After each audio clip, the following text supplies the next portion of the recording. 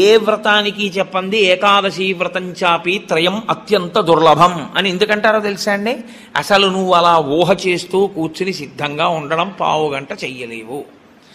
ఓ వారం ఓ పక్షంలో చేసి అయ్యి బాబోయ్ అలా మళ్ళీ ఏకాదశి వచ్చేస్తే మళ్ళీ అలా ఊహిస్తూ అలా ఉండాలంటే భయంగా ఉందండి, ముక్కోటి ఏకాదశి చేసేస్తానండి అంటే.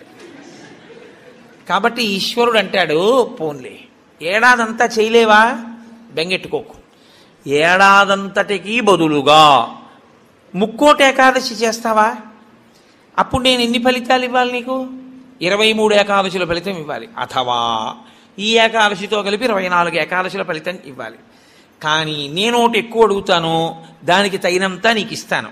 నేను అడిగిన ఎక్కువ చెయ్యాలి, నువ్వు అడిగిన దానికన్నా కొన్ని కోటి రెట్లు ఇస్తా, 3 కోట్ల ఏకాదశుల ఫలితం ఇస్తా. కానీ మామూలు ఏకాదశుల కన్నా విరుద్ధంగా నువ్వు దీన్ని చెయ్యాలి.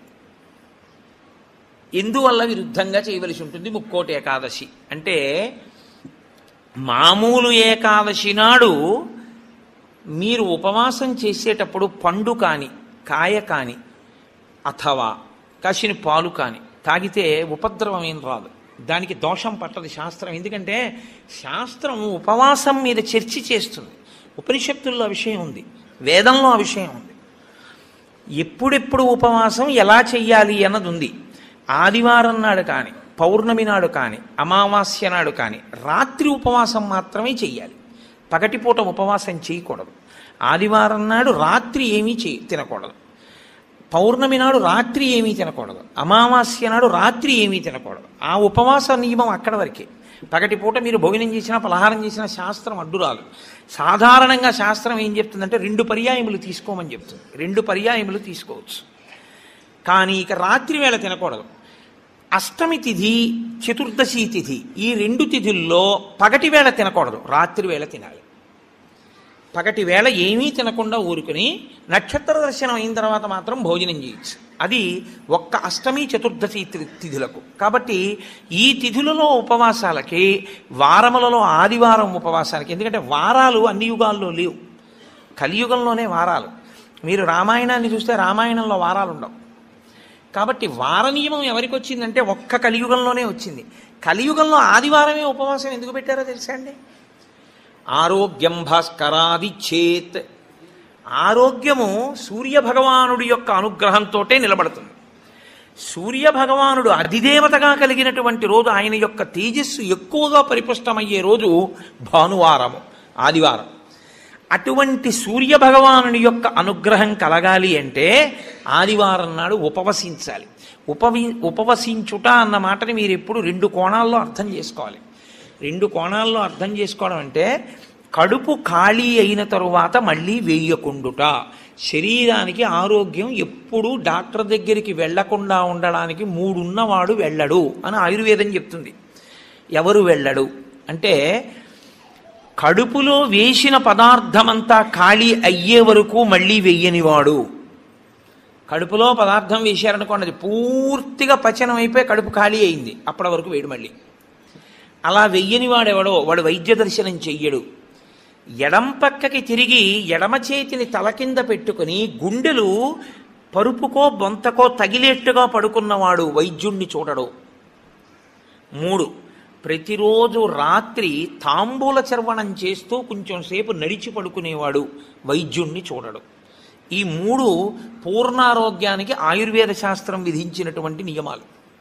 అందుకని అలాగే పడుకోవాలి. అందుకే మీరు ఎప్పుడైనా మహాత్ములు పడుకోవడం చూస్తే ఎప్పుడు ఎడం పక్కకే పడుకుంటారు. కారణం ఏంటంటే ఎడం పక్క పడుకోవడం ఆరోగ్యాన్ని ఇచ్చేస్తుంది, వైటల్ ఆర్గాన్స్ అన్నింటినీ సేఫ్ గార్డ్ చేస్తుంది. నేను ఒకసారి డాక్టర్ని అడిగి అది ఏంటంటే అలా ఉంది ఆయుర్వేదంలోని. నిజమేనండి, అలాగే పడుకోవాలన్నారు. అంతేనండి, మేమైనా అలాగే చెప్తాం, ఎడం పక్కకి తిరిగి పడుకుంటే చాలా మంచిది కోటేశ్వరరావు అన్నాడు. కాబట్టి నేను పురాణాల్లో ఉన్న ఎన్నో విషయాలు డాక్టర్ గారిని అడుగుతుంటే వాళ్ళు నిజమేనండి ఇవన్నీ అంటుంటారు. నేను శరత్కాలంలో అమ్మవారి పూజ ఎందుకు చేస్తారు అన్నదాని గురించి దేవీ భాగవతంలో ఉన్న విషయాల్ని కొన్నింటిని ఒకసారి డాక్టర్ గారిని అడిగితే ఆయన నాకు తెల్లబోయే రహస్యాలు చెప్పాడు. మీరు చెప్పినవే హ్యూమన్ ఎనాటమీలోకి మార్చి చెప్తే మాకేం చెప్తారంటే, చలికాలంలో తమంత తాముగా నాడులన్నీ కూడా సన్నబడిపోతాయి చలిగాలికి. కొవ్వు చిన్న చిన్న చిన్న చిన్న చిన్న చిన్న గింజల్లా ఉండి పరిగెడుతుంటుంది రక్తంలో. ఎప్పుడైతే నాడులు ఇలా రక్తనాళాలు సంకోచించాయో అది వెళ్ళి ఆగుతుంది. వెనక నుంచి వస్తున్నది వచ్చి దాన్ని తగులుకుని ఆగుతుంది. గసగసాలు ఒకదాన్నొకటి తగులుకున్నట్టుగా తగులుకుని ముద్ద కట్టి ఆగుతుంది. రక్త ప్రవాహం ఆగిపోయి స్ట్రోక్స్ వస్తాయి. చలికాలంలో స్ట్రోక్స్ వస్తాయి కాబట్టి అలా రాకుండా ఉండడానికి దేవీ నవరాత్రులు చేయిస్తారు. దేవీ నవరాత్రుల్లో మృత్యుదంస్ట్ర బయటికి వస్తుందని చెప్పడానికి కారణం అది అని నేను ఒకసారి దేవీ భాగవతం శ్లోకాలు మా ఇంటికి వచ్చిన డాక్టర్ గారికి చూపిస్తే యథార్థంగా మాకు వైద్యం చెప్పినప్పుడు దీన్ని ఇంగ్లీష్లో ఇలా చెప్పారండి, దాన్ని ఆ రోజు ఋషులు ఇలా చెప్పారన్నమాట అని ఆయన తెల్లబోయాడు. కాబట్టి మన ఋషులు అద్భుతంగా దాన్ని అన్వయం చేసి తీసుకొచ్చి చూపిస్తారు. కడుపులో పదార్థము పూర్తిగా అయిపోయేంత వరకు మళ్ళీ పదార్థం అందులో వెయ్యకూడదు. Subscribe daily Telugu TV. మీరు ప్రతిరోజు అలా వేస్తూ పెడుతున్నారనుకోండి, మళ్ళీ అది కడుపు ఖాళీ అవగానే మళ్ళీ వేశారు. మళ్ళీ అందులోంచి రసాయనాలు ఊరాలి, అది మళ్ళీ తిరుగుతూ ఉండాలి. మీ ప్రయత్నం లేకుండా ఎప్పుడూ తిరుగుతూ మీ ప్రయత్నం లేకుండా ఆగిపోయేటటువంటి స్పందనలు శరీరంలో ఈశ్వరాధీనములై కొన్ని ఉంటాయి. వాటిని మీరు అసలు ఆపలేరు. ఊపిరితిత్తి, గుండె ఇలాంటివి మీరు ఆపు అని అడగను లేరు. నువ్వు విశ్రాంతి తీసుకోన్నా ఆగను. ప్రయత్నపూర్వకంగా మిగిలిన వాటి ఆరోగ్యం కోసం ఒకదాన్ని ఆపమని చెప్పింది శాస్త్రం. దేన్ని ఆపాలి అంటే కడుపులో ఉన్న కండరముల యొక్క కదలికకి విశ్రాంతినిమ్మని చెప్పింది. కడుపులో ఉన్న కండరములకు విశ్రాంతిని ఎవరిస్తారో అటువంటి వారి ఆరోగ్యము బాగుంటుంది అని. కడుపులో ఉన్న కండరముల కదలిక ఎప్పుడు ఆగుతుందంటే దాని లోపల పదార్థమును వేయడం ఆపితే ఆగుతుంది. అందుకని ఏం చేస్తారంటే ఉపవాసము అన్న పేరుతో లోపల పదార్థం వెయ్యరు. వేయకపోతే ఏమవుతుందంటే కండరములు కదలవు. కండరములు కదలకపోతే కంటికి కడుపుకి దగ్గర సంబంధం. కడుపు నిండకపోతే, కడుపు ఖాళీగా ఉంటే కనురెప్ప పడదు. కనురెప్ప పడకపోతే మీరు ఈశ్వరుడి యందు దృష్టి నిలబెట్టి ఈశ్వరుడి యొక్క ఆరాధన చెయ్యగలరు.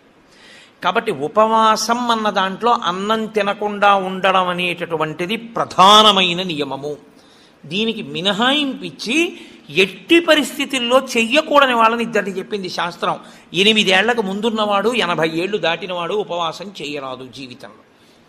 ఈ ఇద్దరికీ నిషేధం.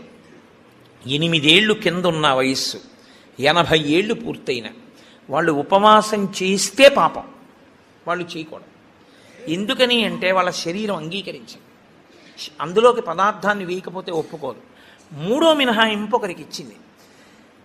కడుపులోకి పదార్థం వెయ్యకపోవడమే విషంగా మారిపోయి శరీరాన్ని పడగొట్టగలిగిన వ్యాధి ఏదైనా సంక్రమించి ఉంటే, అంటే ఒక షుగర్ పేషెంట్ అనుకోండి, ఆయన అలా ఉండిపోయాడు అనుకోండి, ఫాస్టింగ్లో పడిపోతుంది, కోమాలోకి వెళ్ళిపోతాడు. అప్పుడు ఆయన పదార్థాన్ని శరీరం నిలబెట్టుకోవడానికి కావలసినంత పదార్థాన్ని లోపలికి పంపినా ఆయన ఉపవాసం చేసినవాడే. మీరు ఎప్పుడూ ఒకటి గుర్తుపెట్టుకోవాలి, శాస్త్రం ఎప్పుడు మాట్లాడినా చాలా ఉదారంగా మాట్లాడుతుంది. శాస్త్రము కఠినంగా అసలు ఎప్పుడు ప్రవర్తించదు. అలా చెయ్యలేరు మీరు, నిజంగా చాలా కష్టం. కాబట్టి 8 సంవత్సరముల లోపు వాళ్ళు, 80 సంవత్సరములు దాటిన వారు ఉపవాసమును చేయరాదు.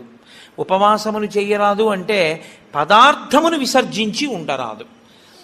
కాబట్టి ఉపవాసము అన్న మాటలో మీ కడుపు కండరములు కదలకుండా విశ్రాంతి ఇచ్చుట అన్నది ప్రధాన ప్రక్రియ. ఇది మీరు చూడండి, ఇవాళ రేపు పెద్ద పెద్ద ప్లాంట్స్కి కూడా షట్ డౌన్ అంటారు, కావాలని ఆప్ చేస్తారు. వాటి లాంగివిటీ పెరుగుతుంది, జీవితకాలం పెరుగుతుందని. అదే అన్వయం ఋషులు శరీరానికి చేశారు. ఇది కూడా ఒక యంత్రాంగం, ఇది ఒక తెప్ప. ఇది ఉంటే నువ్వు పుణ్యం చేస్తావు, ఇది ఉంటే నువ్వు ఇంకొక ధర్మకార్యం చేస్తావు. అసలు ఇదే లేకపోతే ఇంకేం చేస్తావు? ఇక జీవుడు చేసుకోవడానికి ఏం లేదు, ఇది ఉపకరణం. కాబట్టి దీన్ని చాలా జాగ్రత్తగా నిలబెట్టుకోవాలి.